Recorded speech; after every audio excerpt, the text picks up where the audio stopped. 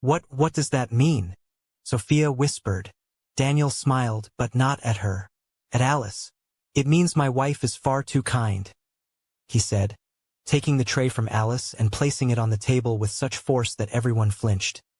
To be serving drinks to people who aren't even worthy of handing her a coat. Wife! Mark went pale. Daniel pulled an envelope from inside his jacket. Our marriage certificate. Notarized. A copy is already at City Hall. For the first time that evening, Alice lifted her head. And this mansion? She held up a second document. It's mine now. You can't. Aunt Lydia gasped. Oh, but I can. Alice stepped forward. You love to talk about family values, right? Well, congratulations. The Warren family just lost everything. At the doorway, Alice's mother stood frozen. In the same cardigan she'd worn for decades. Their eyes met. I'm sorry. Her mother's gaze whispered. Alice turned away. Ready. Daniel opened the door. She walked out without looking back. Only on the steps did she allow herself to tremble. You really bought this house? He pulled her close. No. We did. Behind them, Sophia's scream echoed. Alice didn't turn around. The black Bentley surged forward, tearing away from the Warren estate, swallowed by the midnight fog. Alice finally unclenched her fists. Bloody half-moons marked her palms from her nails. Breathe, Daniel said without looking at her, his hand resting gently over her trembling fingers. She jerked her hand away. You disappeared for 5 years. Not a single word. And now you show up and pretend nothing happened. The car veered sharply onto an empty riverside road. I didn't disappear. Daniel's voice turned dangerous. I was taken. He pulled out his phone, swiped the screen. Photos flashed before her eyes. *A hospital room. Daniel with a tube in his throat. *A court order for voluntary psychiatric commitment. *A signature at the bottom. Victor Langston, Sophia's father. Alice tasted metal. She had bitten the inside of her cheek again. They declared you insane. For the entire time their lawyers were trying to strip me of my shares in Kowalski Industries. 5 years ago, Rain, they stood in front of this same mansion. I'll check everything and come back. Daniel kissed her forehead. Stay away from the Warrens. Especially Mark. The next day, breaking news. Chairman of Kowalski Industries hospitalized for acute psychosis. I won the case a month ago. Daniel tapped a document on the car's screen. This isn't just the deed to the house. It's proof the Warrens hid your grandmother's inheritance for decades. Alice read the text. According to the will of Elizabeth Warren, 1998, the majority of the estate shall pass to Alice Warren upon her 25th birthday. They never cared about you. Daniel's fingers tightened on the steering wheel.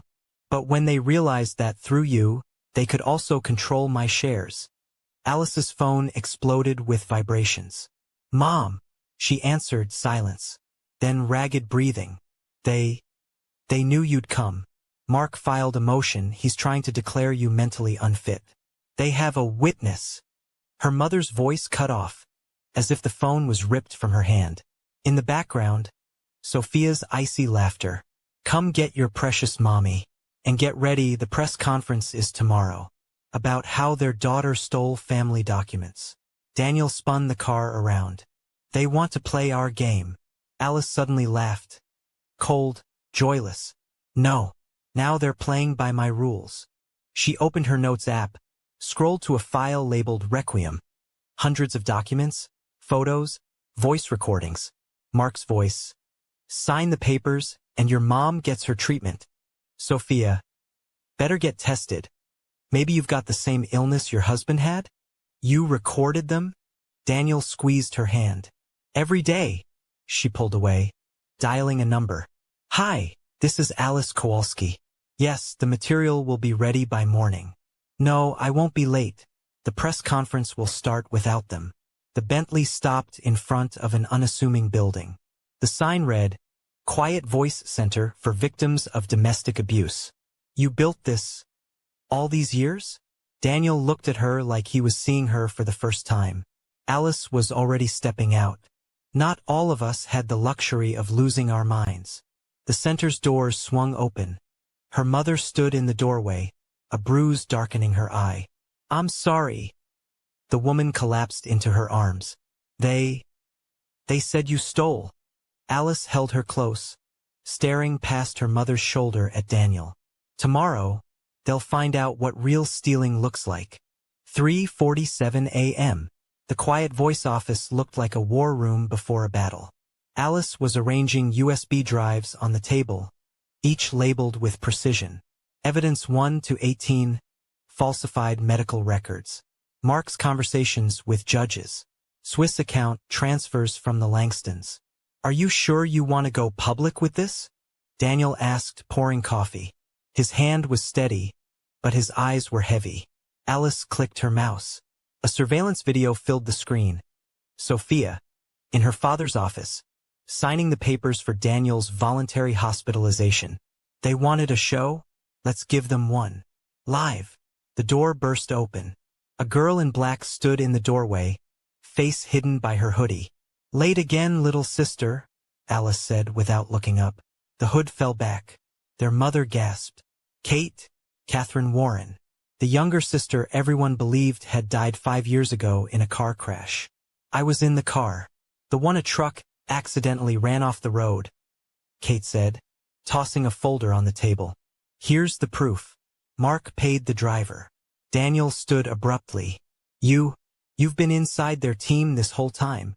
Kate smirked, pulling out her phone. Someone had to track what they were signing.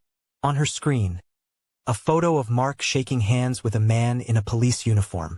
Caption: "Round 2? Same price. They're planning another accident." Kate looked at Alice. "This time, your turn." Alice slowly walked to the window. The first light of dawn was breaking through. "The press conference is at 9 a.m. They expect me to show up and beg for mercy." She turned, holding a sealed envelope stamped with the city seal. "Instead, we file charges. Attempted murder." 9:03 a.m. The Metropole Hotel conference hall was packed with reporters. Mark and Sophia stood on stage, smiling like they'd already won. "We ask for compassion. My cousin is unwell," Mark said, voice soft, eyes glistening. The doors slammed open. Alice entered with Kate, their mother, and Daniel by her side. "You're right. There are sick people in this family." Alice's voice carried through the hall. "But it's not me." She nodded. Behind them, the screen lit up with video. Mark handing an envelope to a judge. Sophia signing the forged medical forms. Kate's voice from a hidden recording. "They want you gone." Shouts erupted. Reporters jumped to their feet. "This is fake," Sophia screamed, but her mic had already been cut. At the door, uniformed police. "Mr. Warren, you're under arrest on suspicion of attempted homicide." Evening. Alice's apartment. Daniel stood by the window. "You knew Kate was alive?" Alice stared at an old photo, her and Kate as children, before the inheritance, before the betrayal. "I hoped." Kate's phone buzzed. Unknown number. A voice on the other end. "You really think this is over?" The screen went black. 3 days after the press conference. Alice stood in front of the mirror in her new apartment. Spacious, filled with light. Not a single trace of the Warrens left. On the table lay a fresh issue of Forbes. The headline read, "Fall of a Dynasty. How Alice Kowalski Brought Down Family Corruption." But instead of satisfaction, there was only a weight in her chest. Too easy, she thought. Kate burst in without knocking, laptop in hand. "You need to see this." On the screen, surveillance footage from a prison yard. Mark was being led toward a car. Suddenly, a sharp jolt. A man in a ski mask struck the guard and grabbed Mark. He was kidnapped? Alice couldn't believe her eyes. No. Kate switched to another angle. Mark, now out of cuffs, was calmly getting into a black Maybach. He escaped. And look who's driving. The image zoomed in. The man's profile, that sharp, predatory arch of the brow. Sophia's father. Alice whispered. The Langston office looked like a bunker. Alice and Daniel moved through the archive, following Kate's blueprint. Here, Daniel pulled out a folder marked Project Phoenix. Inside, photographs. A young Victor Langston standing by a helicopter with an unknown man. Blueprints of what looked like labs. And medical records. Alice Warren. Dated 10 years ago. What is this? Her voice trembled. Daniel's face went pale. They were experimenting on you. A dull thud. Darkness. The lights went out. From the shadows came a voice. I warned you this wasn't over. In the doorway stood Victor Langston, Sophia's father. The man who sponsored the hospital where Alice's grandmother died 15 years ago. You underestimated our family, he said, flipping the lights back on. Just like your husband underestimated the real cause of his psychosis. A projector on the table flickered to life. Footage from a lab. People in white coats. Vials labeled K-29. Meet your legacy, Alice, he said. Daniel stood abruptly. This is... Yes, Langston smiled. The drug that erases memory. The one you were tested with in the hospital. The one we slipped into your brandy 5 years ago. Alice felt the floor drop beneath her. It all made sense now. Daniel's sudden mental breakdown. The bizarre blood tests her aunt insisted on. Her own missing childhood memories. Langston placed 2 syringes on the table. Blue. Forget everything we just discussed. Red. And you unlock the Phoenix file. Kate suddenly laughed. You seriously thought we came without insurance? She held up her phone, live streaming. The entire conversation had been transmitted straight to Interpol. Sirens blared in the distance. Langston didn't flinch. You've won the battle. Not the war. He pressed a button. The building shook. Run. You have 90 seconds before detonation. Chaos on the street. Alice clutched the only document that survived. A photo of a child in the lab. Her face. The caption, K-29 sample collection. Age 6. Daniel wrapped his arms around her. We'll find the truth. Somewhere in the smoke. Her phone rang. Her mother. A whisper through the line. Alice, they always knew you were special. Rain pounded the roof of the abandoned house on the outskirts of the city. Alice spread out old photographs in front of her, saved from the fire. This isn't just any lab. Kate traced her finger along one of the images. It's Neurogen, private research center. It was shut down a month after their deaths, Alice finished, staring at a photo of a young couple in white lab coats. Her real parents.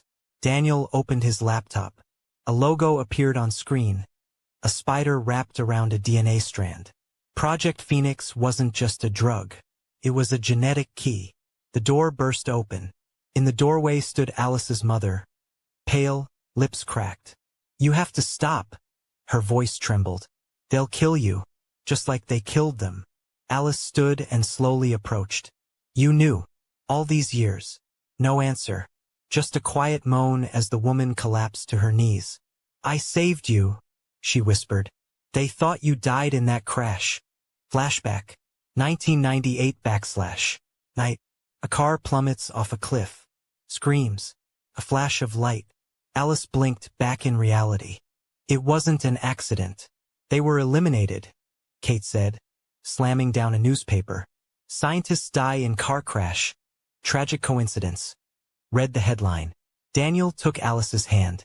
K-29 isn't just a serum. It's your DNA. Alice's phone vibrated. Unknown number. A distorted voice. You are unique, Miss Kowalski. Your blood is the only key to completing the project. Kate immediately began typing, trying to trace the call. Why me? Alice's hands clenched into fists. Because you're not their mistake. The voice laughed. You're their goal. And they're coming for you. Tonight. Glass shattered. A smoke grenade rolled in. Daniel shoved Alice behind the couch, a gunshot. Kate cried out, clutching her shoulder. They found us. Alice's mother lunged for a cabinet. Pulled out an old revolver. Through the basement. Go! Damp walls. Cracks. Alice stumbled but kept running. Where to? Daniel held her hand tight. There has to be a way out. A dead end. Then a metal door. A faded sign. Neurogen. Sector A17. Inside, a room with an old computer. The screen flickered on a video. A young woman in glasses. Her mother? No, those eyes. Alice's eyes stared into the camera. If you're seeing this, the project is still alive. Alice, you're not our daughter. You're the specimen, the only one who survived. An explosion rumbled in the background. Your code is the key to immortality. They'll kill you for it. Run. The screen went dark. Somewhere in the shadows, a creaking door, footsteps, and a voice Alice would recognize anywhere. Hello, sister. Mark. But not Mark. His eyes glowed an unnatural blue. You have no idea who you really are. Mark's glowing blue eyes shimmered in the dark like a cat's. Alice recoiled, backing into the cold wall. You? What did they do to you? Mark laughed. The sound was unnatural, metallic. Do to me? He ran a hand over his face. For a moment, the skin shimmered, revealing a network of microchips beneath. They made me better, stronger, and you're just a defective prototype. Daniel lunged, but Mark moved with impossible speed. One strike to the stomach and Daniel collapsed to his knees. Kate, clutching her wounded shoulder, gritted her teeth and raised her pistol. Get away from them, she fired. Mark caught the bullet in his hand. You still believe in the rules of this world? He said, opening his palm. The bullet had melted, a droplet of metal dripping to the floor. Project Phoenix isn't about memory. It's about evolution. Alice felt something click inside her mind. A memory, a white room, small hands in restraints, a masked man leaning over. Subject number 7 shows resistance. I'm one of you, she whispered. Mark smiled. You were, until you ran. A loud crash. The wall exploded inward. Figures in black masks filled the doorway. Time's up, said a mechanical voice. Mark suddenly trembled. No. No, I followed orders. A shot. A silver dart struck his neck. Mark dropped, convulsing. Out of the shadows stepped a man in a suit. Apologies for the delay, he said, bowing slightly to Alice. Dr. Sawyer is expecting you. The elevator descended rapidly. Who is Sawyer? Daniel groaned, blood soaking his side. The suited man gave no answer. The elevator stopped. A massive underground facility. Behind a glass wall, hundreds of capsules. Inside them, people, all with glowing blue eyes. Welcome to the real Neurogen, said a voice. Before them stood an older man. Alice recognized him instantly, from the portrait in her father's office. Grandfather? She whispered. Victor von Smeild. No, my dear. Your creator. A screen lit up. A video of a young girl in a lab. The real Alice Kowalski died at age 5, Vaughn said with a sigh. But her DNA... Oh, it was perfection. The footage changed, the cloning process. You are her exact replica. With one improvement, the Phoenix genes. Alice felt the floor shift beneath her. Why? To create a race of gods. His eyes flashed with the same blue light. Vaughn extended his hand. Join us. You are family. Alice looked at Daniel. Kate, my family is right here. She slammed her fist into the emergency button. Sirens wailed. Red lights flared. You've doomed them. Vaughn screamed as the facility trembled. Kate dragged Daniel toward the elevator. Go now. Alice cast one final glance back at the capsules and saw herself, a girl with glowing blue eyes.